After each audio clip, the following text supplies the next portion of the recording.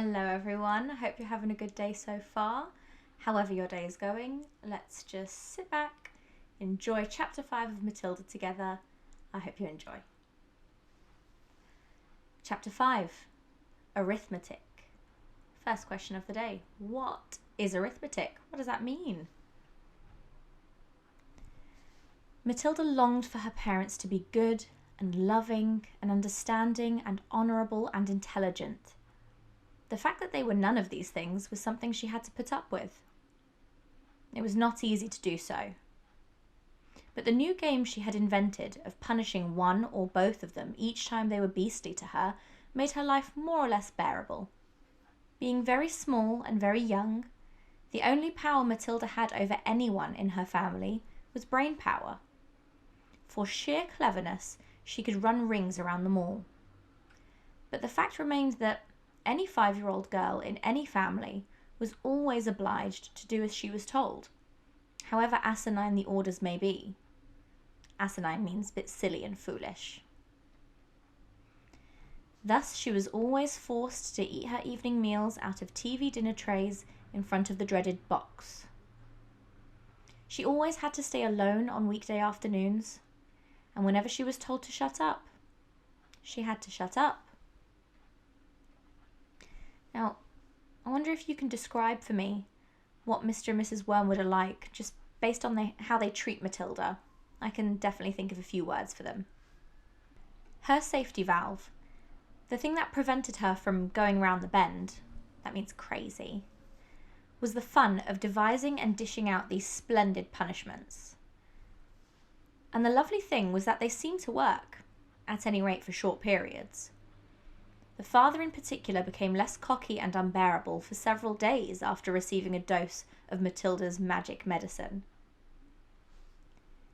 The parrot in the chimney affair quite definitely cooled down both parents a lot, and for over a week they were comparatively civil to their small daughter. But alas, this couldn't last. The next flare-up came one evening in the sitting room. Mr Wormwood had just returned from work. Matilda and her brother were sitting quietly on the sofa waiting for their mother to bring in the TV dinners on a tray. The television had not yet been switched on. In came Mr Wormwood in a loud check suit and a yellow tie. The appalling broad orange and green check of the jacket and trousers almost blinded the onlooker. He looked like a low-grade bookmaker dressed up for his daughter's wedding, and he was clearly very pleased with himself this evening. He sat down in an armchair and rubbed his hands together and addressed his son in a loud voice. "Well, my boy," he said, "your father's had a most successful day. He is a lot richer tonight than he was this morning. He has sold no less than 5 cars, each one at a tidy profit. Sawdust in the gearboxes, the electric drill on the speedometer cables, a splash of paint here and there, and a few other clever little tricks, and the idiots were falling over themselves to buy." He fished a bit of paper from his pocket and studied it. "Listen, boy," he said, addressing the son and ignoring Matilda. "Seeing as you'll be going into business with me one day, you've got to know how to add up the profits you make at the end of each day. Go and get yourself a pad and a pencil, and let's see how clever you are." I wonder how clever Matilda's brother is. Not too confident with that. The son obediently left the room and returned with the writing materials. "Write down these figures," the father said, reading from his bit of paper. "Car number 1 was bought by me for £278 and sold for 1,425. Got that?" The 10-year-old boy wrote down the 2 separate accounts down slowly and carefully. "Car number 2, the father went on, "cost me £118 and sold for 760. Got it?" "Yes, Dad," the son said. "I've got that." "Car number 3 cost £111 and sold for £999.50. "Say that again," the son said. "How much did it sell for?" £999.50, the father said. And that, by the way, is another of my nifty little tricks to diddle the customer. Never ask for a big round figure. Always go just below it. Never say £1,000. Always say £999.50. It sounds much less, but it isn't. Clever, isn't it? Very, the son said. You're brilliant, Dad. I don't know if Mr Wormwood is very brilliant at all. Car number 4 cost £86. A real wreck that was. And sold for £699.50. Not too fast, the son said, writing the numbers down. Right, I've got it. Car number 5 cost £637 and sold for £1,649.50. You got all those numbers written down, son? Yes, Daddy, the boy said, crouching over his pad and carefully writing. Very well, the father said. Now work out the profit I made on each of the 5 cars and add up the total. Then you'll be able to tell me how much money your rather brilliant father made altogether today. That's a lot of sums, the boy said. Of course it's a lot of sums, the father answered. But when you're in big business like I am, you've got to be hot stuff at arithmetic. I've practically got a computer inside my head.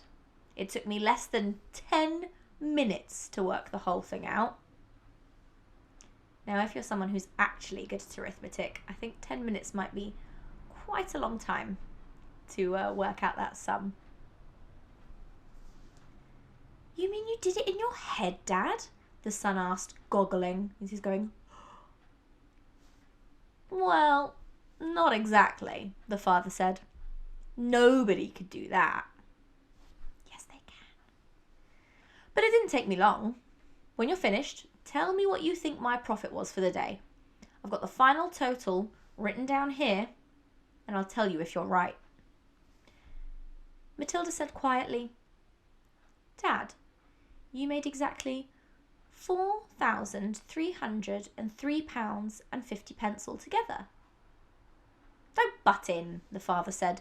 Your brother and I are busy with high finance. But Dad, shut up, the father said. Stop guessing and trying to be clever.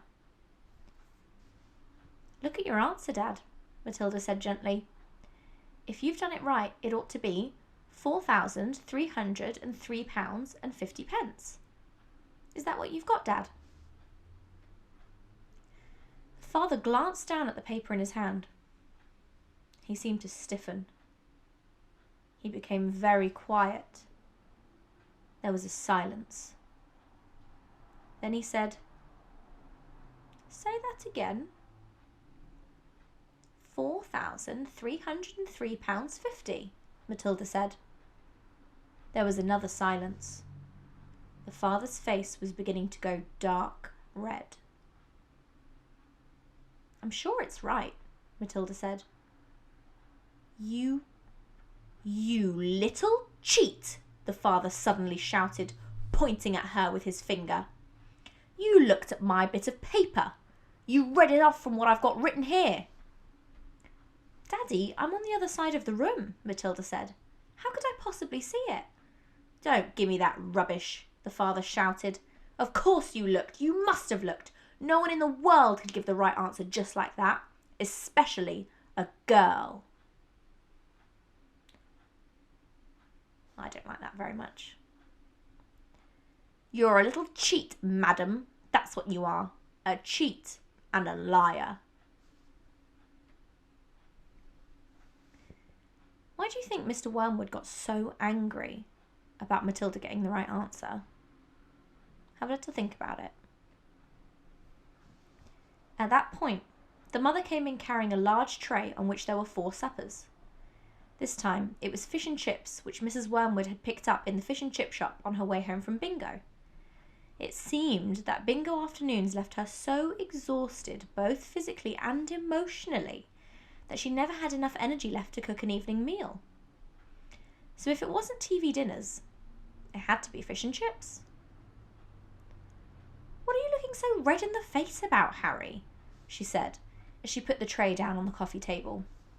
Your daughter's a cheat and a liar, the father said, taking his plate of fish and placing it on his knees. Turn the telly on and let's not have any more talk. That is the end of chapter 5. Now, we've really had a glimpse at what Mr Wormwood can be like, and especially the difference between how he treats his son and how he treats his daughter. I think it's very, very interesting why he treats them so differently. So that's going to be it for today, I think. I will leave all the questions that I would like answered written in the description.